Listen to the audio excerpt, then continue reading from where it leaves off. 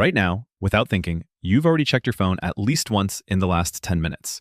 Maybe you picked it up between sentences. Maybe you felt the urge just reading that.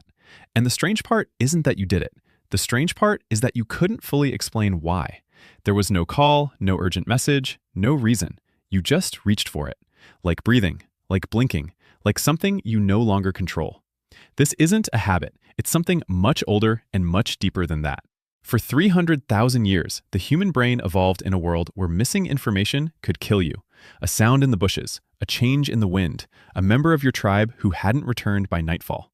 Your ancestors who ignored those signals didn't survive long enough to become your ancestors. The ones who made it were the ones who couldn't stop scanning, couldn't stop checking, couldn't stop paying attention to anything that might be new, might be dangerous, might matter. That brain is the brain you are carrying right now. And someone built a device perfectly designed to hijack it. Let's start with the notification, because the notification is where all of this begins.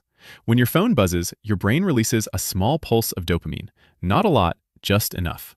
Dopamine is the chemical your brain uses to signal that something potentially important has happened. Not pleasure exactly, anticipation, the feeling just before the reward. Neuroscientists at Stanford have shown that dopamine neurons fire most intensely not when you get something good, but in the moment before you know whether it will be good or not.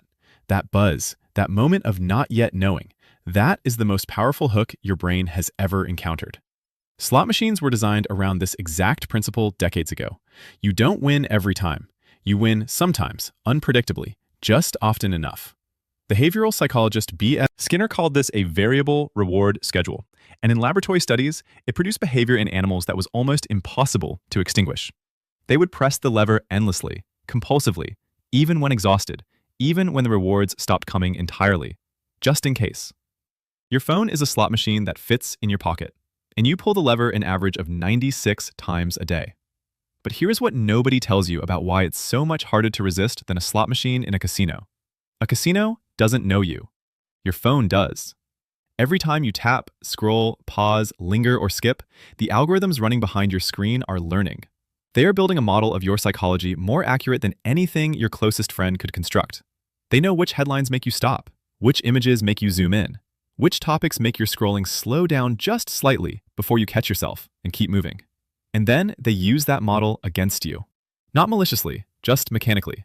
Optimized entirely for one thing.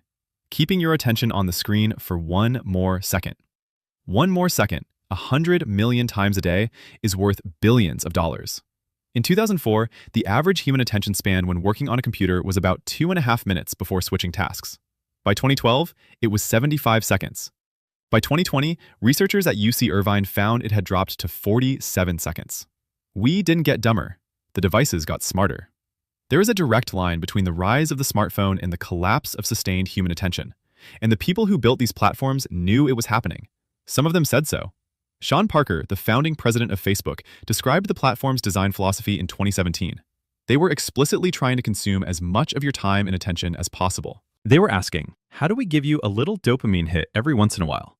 The whole system was designed to exploit a vulnerability in human psychology. His words, not mine. But here's where it gets genuinely strange and genuinely important, because the phone isn't just exploiting your dopamine system. It's exploiting something even older, something anthropologists call social monitoring. Humans are the most intensely social species that has ever existed on this planet. Our survival for hundreds of thousands of years depended entirely on the group. Being rejected by your tribe wasn't embarrassing, it was a death sentence. Alone in the Pleistocene, you lasted maybe a week. Because of this, your brain evolved a system that never fully switches off. A background process running constantly beneath your conscious awareness, monitoring your social standing. Are people talking about me? Have I been excluded?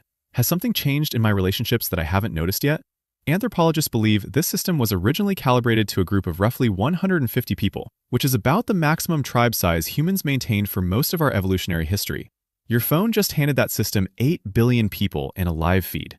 Every like, every comment, every notification that someone responded to something you said. It feeds directly into a circuit that was built for life or death social survival. Your brain cannot tell the difference between a stranger liking your photo and a tribesman signaling that you are valued, safe, accepted. The emotional weight feels identical, which is why a single negative comment from someone you will never meet can ruin your entire afternoon. Your ancient brain reads it as tribal rejection. It responds accordingly. And the absence of notifications is almost worse. Researchers at the University of Essex found that the mere presence of a smartphone on a desk, even face down, even switched off, measurably reduced cognitive capacity and the quality of conversation between two people sitting next to it. Just knowing it was there, knowing it might contain something, was enough to pull mental resources away from the present moment. Your brain couldn't stop monitoring it, couldn't stop wondering. That is how deep this goes. There is a concept in behavioral science called the Zeigarnik effect. Your brain holds incomplete tasks in a kind of active mental loop, returning to them repeatedly until they are resolved. Notifications create an open loop in your mind. An unread message, an unanswered alert, a number sitting on an icon. Your brain treats these the way it treats unfinished sentences. It cannot fully let go. It keeps pulling you back. The only way to close the loop is to check. And when you check, there is usually something new, something that opens another loop. And so it goes. The average person spends 4 hours and 37 minutes on their phone every day. That is more time than they spend eating, exercising, and talking to the people they love combined. Over a lifetime, it adds up to more than 40 years staring at a screen. 40 years that used to be something else. Conversation. Boredom. The particular kind of idle thinking that happens when your mind has nothing to process and is finally free to wander somewhere interesting. Boredom, it turns out, is not a problem to be solved. It is a cognitive state with a specific and valuable function. Studies from the University of Central Lancashire show that people who are allowed to be bored before a creative task significantly outperform those who weren't. Boredom forces the brain to generate its own stimulation. It activates what neuroscientists call the default mode network, the same system responsible for imagination, empathy, future planning, and the ability to understand other people's perspectives. Your phone has made boredom nearly extinct, and we are only beginning to understand what we lost when it disappeared. So why can't you stop checking your phone? Because your brain was built to scan for threats and opportunities in a dangerous world. Because the device in your hand was engineered by some of the most sophisticated behavioral scientists alive to exploit exactly that. Because every buzz, every notification, every small red number on an icon is speaking directly to a part of you that is 300,000 years old and cannot tell the difference between a message from a friend and a signal from the edge of the firelight that something important is happening and you need to pay attention right now. You are not weak. You are not addicted. You are not failing at self-discipline. You are a 300,000-year-old brain doing exactly what it was built to do, in a world it was never built for. And somewhere, right now, your phone is lighting up, and part of you already wants to look.